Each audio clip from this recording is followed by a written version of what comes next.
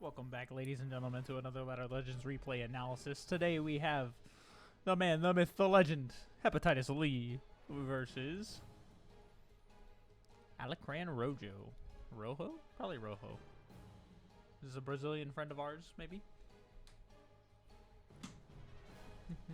It's gonna be PvP we're gonna be going over.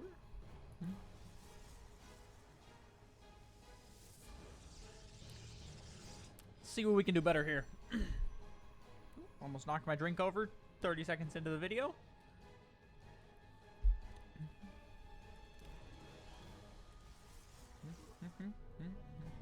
Alright, we're gonna be going for a probe scout here. Let me see what's going on. Nexus coming down.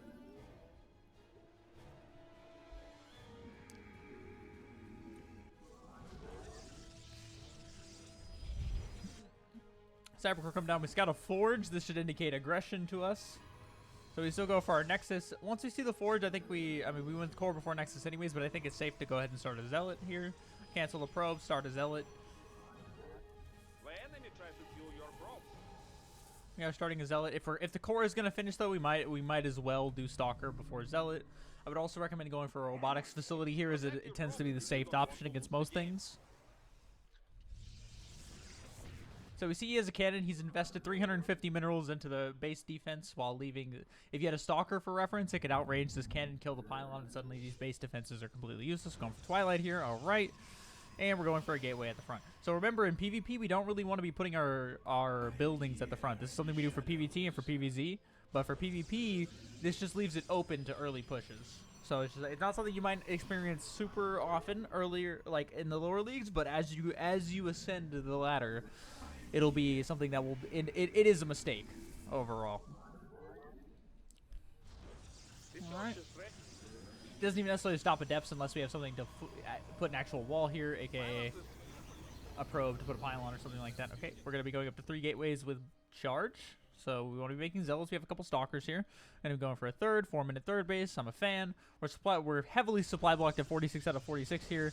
So I would much prefer to see us start some pylons before we start that Nexus.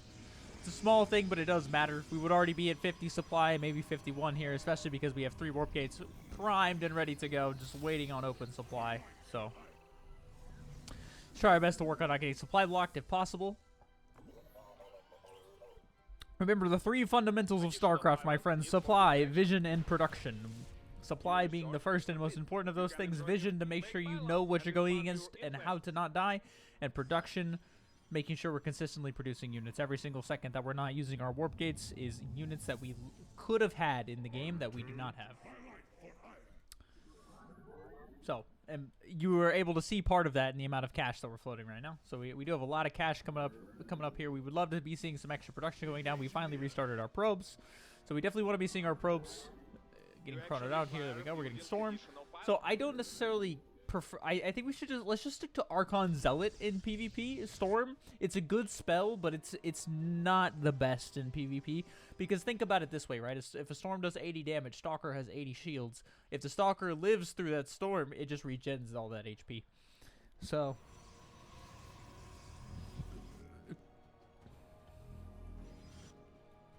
we have an Observer right outside of his base. I'm always a fan of the outside Observer giving you info. This Protoss has a hidden Nexus. Something that we could have scouted if we would have taken the Watchtowers. So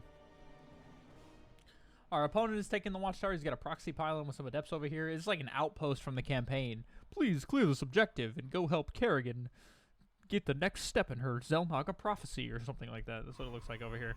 Playing a campaign mission.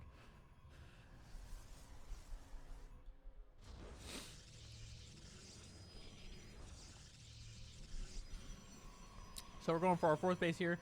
This is why this is another prime example of lower level players tend to spend too much on buildings. Look at the supply differential here. Even if we look at the workers, they're almost even, but you're up by 45 supply because you're actually making workers. I would love to see us go for a max out army here with an observer. So like we have an observer here, but we want one for our army as well. So a max out army with an observer. We put cannons in every mineral line that we protect against potential of DTs. We get these decoration forges to work. This is something that you and I have discussed before, but we really would like, we need these forges to be operating right now. Like, our opponent's about to have +2 to 0-0, so he can have a much smaller army and still come out ahead. Look how much. I mean, we're gonna win based off sheer numbers here. More stuff beating less stuff coming into full fruition here. However, our opponent has access to Desperation Templar, and I have a feeling that is what we'll be seeing. 11 stalkers are being warped in somewhere. I literally have no idea where. Oh, all over here. I'm assuming to counterattack the base. All right, we're warping in 9 more stalkers, so it's going to be a 20 stalker attack on the 4th here. We took out a base quite easily. Right, 180 out of 180. So he's attacking 2 places at once. He blinked up here. He got stuck on the cliff. Probes are ravaging our mineral lines.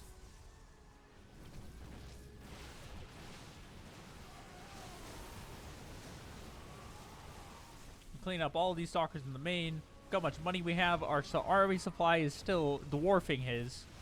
Oh, great storm on the zealots right there. And we took an absolutely amazing fight. Now, we lost a lot of probes, don't get me wrong, but we still have a kill you amount of units here.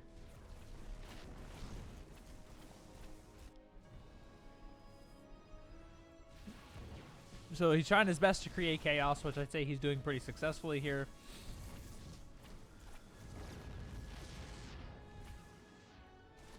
Even from here, we could probably still stabilize. We have such a big army.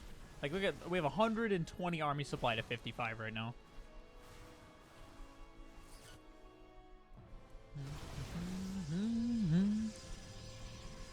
Pylon's coming back down.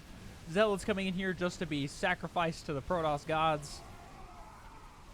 And we are still, like, our 100 army supply to 37 over here. DT is being warped in for our red Protoss player. Over here, do they have blink? They do not, but where's our observer? We lost our observer in one of the conflicts.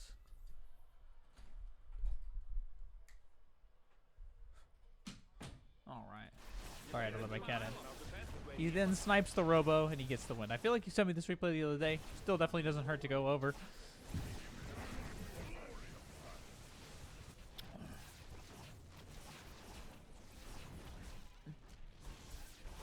Unfortunately, we don't have a way to detect these DTs anymore, so we are going to end up losing the base trade, I think.